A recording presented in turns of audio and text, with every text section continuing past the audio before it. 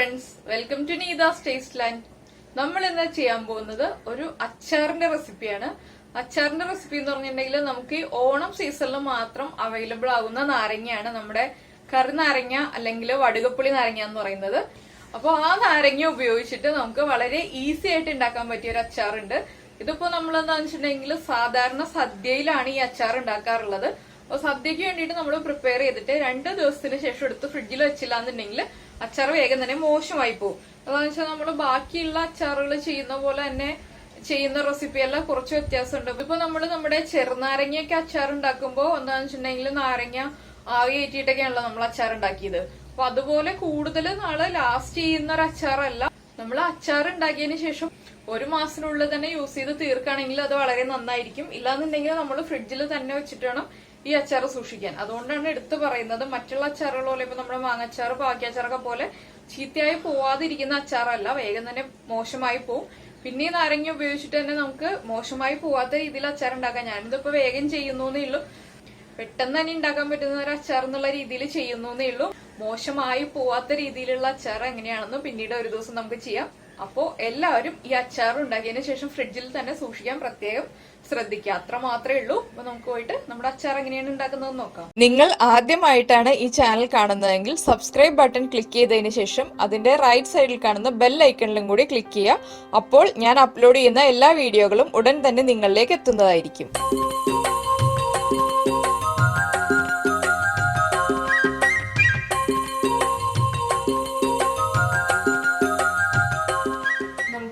കറി നാരങ്ങ അച്ചാറിന് ആവശ്യമായിട്ടുള്ള ഇൻഗ്രീഡിയൻസ് നോക്കാം.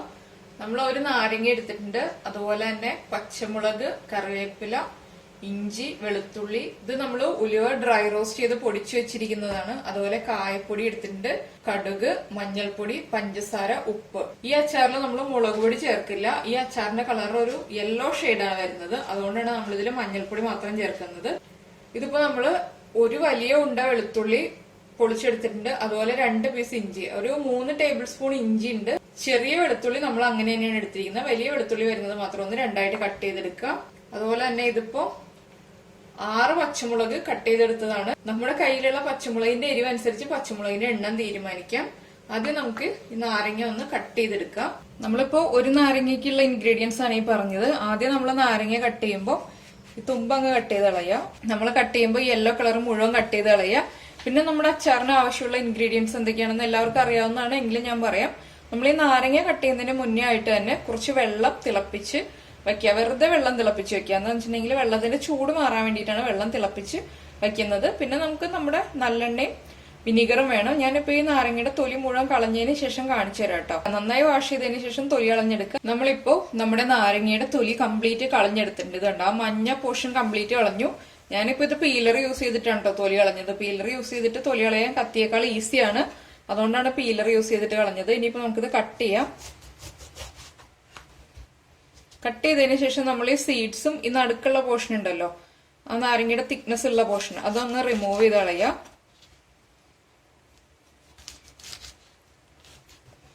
നമ്മളിങ്ങനെ നാരങ്ങ കട്ട് ചെയ്തെടുത്തതിന് ശേഷം ഈ നടുക്കുള്ള പോർഷൻ കട്ട് ചെയ്ത് കളഞ്ഞില്ല എന്നുണ്ടെങ്കിൽ നമ്മുടെ അച്ചാറിന് കയ്പ് കൂട്ടാൻ സാധ്യതയുള്ള പോർഷനാണ് ഇതും. നടുക്കുള്ള ഈ കട്ടിയുള്ള പോർഷനങ്ങ് മാറ്റുക. അതുപോലെ തന്നെ സീഡ്സ് പതുക്കെ കത്തി ഉപയോഗിച്ച് പതുക്കെ ഇങ്ങനെ നമ്മൾ കൊടുത്തു കഴിഞ്ഞ് ഇങ്ങനെ കാണിച്ചു കഴിഞ്ഞിട്ടുണ്ടെങ്കിൽ കറക്റ്റായിട്ട് റിമൂവ് ആയി വരും. ഇതിനുശേഷം നമ്മൾ ഇതിന് ചെറിയ പീസായിട്ട് കട്ട് ചെയ്യും. എങ്ങനെയാണെന്ന് മാത്രം ഒന്ന് കാണിച്ചു തരാം. അതിനുശേഷം നമുക്ക് ബാക്കിയുള്ള മുഴുവൻ കട്ട് ചെയ്തെടുക്കാം. ഇതിപ്പോ നമ്മളൊരു മീഡിയം വലിപ്പത്തിലാണ് കട്ട് ചെയ്യാൻ പോകുന്നത് നാരങ്ങ. എന്താന്ന് വെച്ചിട്ടുണ്ടെങ്കിൽ നമ്മൾ മുളക് പൊടി ചേർത്തിട്ട് അച്ചാർ ഉണ്ടാക്കുമ്പോൾ കുറച്ചുകൂടി ചെറുതായിട്ടാണ് ഈ നാരങ്ങ കട്ട് ചെയ്യാറുള്ളത്. ഇതിപ്പോ നമ്മൾ ഒരു മീഡിയം വലിപ്പത്തിലുള്ള പീസായിട്ടാണ് നമ്മുടെ ഈ അച്ചാറിൽ ചെയ്യുന്നത്.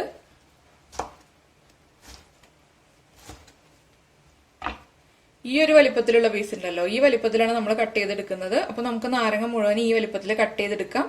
സീഡ്സ് വരുമ്പോൾ സീഡ്സ് അങ്ങ് മാറ്റി കൊടുക്കുക. ഇപ്പൊ നമ്മൾ നമ്മുടെ നാരങ്ങ കട്ട് ചെയ്തെടുത്തിട്ടുണ്ട്. ഇതുപോലെ നമ്മൾ കട്ട് ചെയ്തെടുക്കുക. ഇനിയിപ്പോ നമുക്ക് ഉരുളിയാണോ ചീനച്ചട്ടിയാണോ നോൺ സ്റ്റിക് പാൻ ആണോ ഏതിലാണോ നമ്മൾ അച്ചാർ റെഡിയാക്കുന്നത് ആ പാത്രം ചൂടാക്കുക. ഇപ്പൊ നമ്മുടെ ഉരുളിയിൽ എണ്ണ ചൂടായിട്ടുണ്ട്. നല്ലെണ്ണയാണ് നമ്മൾ ഒഴിച്ചിരിക്കുന്നത്. ഈ ചൂടായ എണ്ണയിലേക്ക് നമുക്ക് കടുക് ചേർക്കാം. കടുക് ഒന്ന് പൊട്ടി തുടങ്ങട്ടെ. അപ്പൊ നമ്മുടെ കടുക് പൊട്ടിക്കഴിഞ്ഞുകൊണ്ടിരിക്കുന്നു. ഇതിലേക്ക് നമുക്ക് ഇഞ്ചിയും വെളുത്തുള്ളിയും ചേർക്കാം. ഇതിന്റെ കൂടെ തന്നെയാണ് നമ്മൾ പച്ചമുളക് ചേർക്കുന്നത്. ഇതിലേക്ക് കറിവേപ്പില. ഞാനൊരു മീഡിയം ഫ്ലെയിമിലാണ് വെച്ചിട്ടുള്ളത്. കടുക് പൊട്ടിയപ്പോൾ ലോ ഫ്ലെയിമിലായിരുന്നു, അതിനുശേഷം മീഡിയം ഫ്ലെയിമിലാക്കി. ഇനിയിപ്പോൾ ഇതൊന്ന് വാടി വരണം. വല്ലാതെ അങ്ങ് കളർ ചേഞ്ച് ആയി സോട്ടായി പോകണ്ട, ചെറുതായിട്ടൊന്ന് കുക്കായി തുടങ്ങിയാൽ മതി. നമ്മുടെ ഇഞ്ചിയും വെളുത്തുള്ളിയും ഒന്ന് കുക്കായി വരണം, അത്രേ ഉള്ളൂ. പിന്നെ എന്താണെന്ന് വെച്ചാൽ നമ്മൾ ഈ അച്ചാർ ഉണ്ടാക്കിയിട്ട് ഉരുളിയിലാണ് അച്ചാർ ഉണ്ടാക്കുന്നതെന്നുണ്ടെങ്കിലും ഇരുമ്പിന്റെ ചീനച്ചട്ടിയിലാണ് അച്ചാർ ഉണ്ടാക്കുന്നതെന്നുണ്ടെങ്കിലും അച്ചാർ ഉണ്ടാക്കിയിട്ട് ഉടനെ തന്നെ ഈ പാത്രത്തിൽ നിന്ന് മാറ്റി വെക്കാം കേട്ടോ. ഇല്ലാന്നുണ്ടെങ്കിൽ ആ ഒരു പച്ച കളറും വരും. അതുപോലെ തന്നെ ചിലപ്പോൾ പാത്രം കംപ്ലൈന്റ് ആയി പോകുമെന്ന് പറഞ്ഞു കേട്ടിട്ടുണ്ട്. ഞാനിതുവരെ വെച്ച് നോക്കിയിട്ടില്ല, അതുകൊണ്ട് എനിക്ക് അറിയില്ല. അപ്പോൾ ഞാനിത് അച്ചാർ ഉണ്ടാക്കിയിട്ട് ഉടനെ തന്നെ മാറ്റും. നോൺ സ്റ്റിക്ക് പാനിലാണെങ്കിൽ കുഴപ്പമില്ല, വെച്ചിട്ട് ഇതുവരെ പ്രശ്നമൊന്നും ഉണ്ടായിട്ടില്ല. അതുപോലെ തന്നെ നമ്മൾ ഈ അച്ചാർ ഉണ്ടാക്കി കഴിയുമ്പോൾ അധിക ദിവസം പുറത്ത് വയ്ക്കരുത്. ഇതിപ്പോൾ നമ്മൾ സദ്യക്ക് വേണ്ടി മാത്രമായിട്ട് ചെയ്യുന്ന അച്ചാറാണ്. അപ്പോൾ എന്താണെന്ന് വെച്ചിട്ടുണ്ടെങ്കിൽ ഉണ്ടാക്കിയതിന് ശേഷം 2 ദിവസത്തിൽ കൂടുതൽ നമ്മൾ പുറത്ത് വെച്ചിട്ടുണ്ടെങ്കിൽ അച്ചാർ ചീത്തയായി പോവും. ഫ്രിഡ്ജിൽ തന്നെ എടുത്ത് വയ്ക്കുക. അതുപോലെ തന്നെ നന്നായിട്ട് കഴുകി ഉണക്കിയ ജാറുകളിൽ എടുത്ത് വയ്ക്കുക, എയർടൈറ്റ് ആയിട്ടുള്ള കണ്ടെയ്നറിൽ എടുത്ത് വയ്ക്കുക. നമ്മൾ എല്ലാ അച്ചാറുകളും ചെയ്യുമ്പോൾ പറയാറുള്ളത് പോലെ തന്നെയാണ്, ഇഞ്ചിയും വെളുത്തുള്ളിയും ഒന്നും ചതച്ച് ചേർത്താൽ അത്ര പെർഫെക്റ്റ് ആയിരിക്കില്ല കേട്ടോ. ചില അച്ചാറിന്റെ റെസിപ്പിയിൽ നമ്മൾ ഇഞ്ചിയും വെളുത്തുള്ളിയും ചതച്ച് ചേർക്കാറുണ്ട്. അതപ്പോൾ കറക്റ്റായിട്ട് മിക്സ് ആയി വരും അച്ചാറിന്റെ കൂടെ. പക്ഷെ ഈ അച്ചാറിൽ ഇഞ്ചിയും വെളുത്തുള്ളിയൊക്കെ ഇടയ്ക്ക് കടിക്കാൻ കിട്ടാൻ വേണ്ടിയിട്ടാണ് നമ്മൾ ചതച്ച് ചേർക്കുന്നതിനേക്കാൾ ഇതുപോലെ തന്നെ കട്ട് ചെയ്ത് ചേർത്താൽ മതി എന്ന് പറയുന്നത്. ഇപ്പൊ നമ്മുടെ ഇഞ്ചിയും വെളുത്തുള്ളിയും സോട്ടായി കഴിഞ്ഞു. ഇത്ര മതി, ഇനി ഇതിൽ കൂടുതലാവണ്ട. ഇനിയിപ്പോ നമുക്ക് ഫ്ലെയിം ഒന്ന് ഓഫ് ചെയ്യാം. ഇതിലേക്ക് നമുക്ക് നമ്മുടെ പൊടികൾ ചേർത്ത് കൊടുക്കാം. 1/2 ടീസ്പൂൺ ഉലുവപ്പൊടി. ഉലുവ ഡ്രൈ റോസ്റ്റ് ചെയ്തിട്ട് പൊടിച്ചതാണ്, എണ്ണയിൽ ഫ്രൈ ചെയ്തിട്ടല്ല പൊടിച്ചിരിക്കുന്നത്. 1/4 ടീസ്പൂൺ കായപ്പൊടി. നമ്മളിപ്പോൾ മുഴുവൻ കായാണ് യൂസ് ചെയ്യുന്നതെങ്കിൽ കായം എണ്ണയിൽ ഒന്ന് ഫ്രൈ ചെയ്തതിന് ശേഷം പൊടിച്ചെടുക്കുക. ഇല്ലാന്നുണ്ടെങ്കിൽ കായം കറക്റ്റായിട്ട് മിക്സ് ആവില്ല. മഞ്ഞൾപ്പൊടി. അതുപോലെ തന്നെ നമ്മുടെ അച്ചാറിന് ആവശ്യമായിട്ടുള്ള ഉപ്പും ചേർക്കുക. ഇത്രയും ചേർത്തതിന് ശേഷം നമുക്ക് ഫ്ലെയിം വീണ്ടും ഓൺ ചെയ്യാം. ലോ ഫ്ലെയിമിൽ വെച്ചിട്ട് പൊടികളൊന്ന് കുക്കായി വരുന്നത് വരെ ഇളക്കി കൊടുക്കുക. ഈ സമയത്ത് തന്നെയാണ് ഇപ്പോൾ നമ്മൾ മുളക് പൊടി ചേർക്കുന്നുണ്ടെങ്കിൽ മുളക് പൊടി ചേർക്കേണ്ടത്. അപ്പോൾ എന്താണെന്ന് വെച്ചിട്ടുണ്ടെങ്കിൽ പച്ചമുളകിന്റെ എണ്ണം കുറയ്ക്കുക. മുളക് പൊടിയുടെ എരിവ് വരുമ്പോൾ പച്ചമുളകിന്റെ എണ്ണം കുറച്ചില്ല എന്നുണ്ടെങ്കിൽ അച്ചാറിന്റെ എരിവ് കൂടിപ്പോവും. അപ്പൊ നമ്മുടെ പൊടികളൊന്ന് കുക്കായി തുടങ്ങിയിട്ടുണ്ട്. ഇത്ര മതി. എന്താണെന്ന് വെച്ചിട്ടുണ്ടെങ്കിൽ പൊടികളങ്ങ് ഓവർ കുക്കായി പോകണ്ട, ചെറുതായിട്ടൊന്ന് കുക്കായി വരുമ്പോൾ നമുക്കിതിലേക്ക് നമ്മൾ കട്ട് ചെയ്ത് വെച്ചിരിക്കുന്ന നാരങ്ങ ചേർക്കാം. നാരങ്ങ ഇനി എണ്ണയിലൊന്ന് സോട്ടായി വരണം. ചെറുതായിട്ടൊന്ന് വഴറ്റിയെടുത്താൽ മതി, കൂടുതൽ സമയം വേണ്ട. ഫ്ലെയിം മീഡിയം ഫ്ലെയിമിൽ വെച്ചിട്ട് നമുക്ക് വഴറ്റിയെടുക്കാം. അപ്പൊ ആദ്യമേ വെള്ളം തിളപ്പിച്ച് വെക്കാൻ മറന്നു പോകരുത്. തിളപ്പിച്ച ശേഷം വെള്ളത്തിന്റെ ചൂട് മാറി വരണം. അതുകൊണ്ടാണ് നമ്മൾ നാരങ്ങ കട്ട് ചെയ്യുമ്പോൾ തന്നെ വെള്ളം തിളപ്പിച്ച് വെക്കാൻ പറയുന്നത്. എന്താണെന്ന് വെച്ചിട്ടുണ്ടെങ്കിൽ ചൂടോടുകൂടി നമ്മൾ ഈ വെള്ളം അച്ചാറിലേക്ക് ചേർത്തിട്ടുണ്ടെങ്കിൽ അച്ചാറിന്റെ ചൂടും എല്ലാം കൂടെ ആകുമ്പോൾ നാരങ്ങ വല്ലാതെ അങ്ങ് കുഴഞ്ഞു പോവും. അധികം കുഴഞ്ഞു പോരുന്നത്, നാരങ്ങയുടെ പീസൊക്കെ നമുക്കൊന്ന് കാണാൻ കിട്ടുന്നുണ്ട് അച്ചാറിൽ. അതിന് വേണ്ടിയിട്ടാണ് തിളച്ച വെള്ളം ഇതിലേക്ക് ഒഴിച്ചിട്ട് നമ്മൾ വീണ്ടും തിളപ്പിക്കില്ല. ഇത്ര മതി. നമുക്ക് ഫ്ലെയിം കുറയ്ക്കാം. ഇതിലേക്ക് നമുക്ക് വിനിഗർ ആഡ് ചെയ്യാം. നാരങ്ങയ്ക്ക് പുളി ഉള്ളതാണ്, അതുകൊണ്ട് തന്നെ കുറച്ച് വിനീഗർ ചേർക്കാം. പിന്നെ നമ്മൾ ചേർക്കുന്നത് നമ്മുടെ എല്ലാ അച്ചാറിലും ചേർക്കുന്ന പോലെ തന്നെ പഞ്ചസാര. ആ പുളിയും കയ്പും ഒക്കെ ബാലൻസ് ചെയ്യാൻ വേണ്ടിയിട്ടാണ് നമ്മൾ പഞ്ചസാര ചേർക്കുന്നത്. പഞ്ചസാരയും വിനീഗറും ചേർത്തതിന് ശേഷം വീണ്ടും ഫ്ലെയിം ഒന്ന് കൂട്ടി വയ്ക്കുക.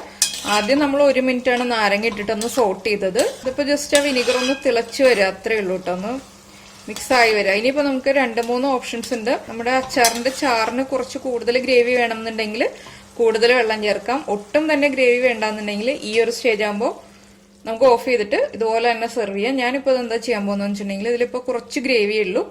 ഫ്ലെയിം ഓഫ് ചെയ്തു. ഇതിലേക്ക് നമ്മൾ തിളപ്പിച്ച് വെച്ചിരിക്കുന്ന വെള്ളം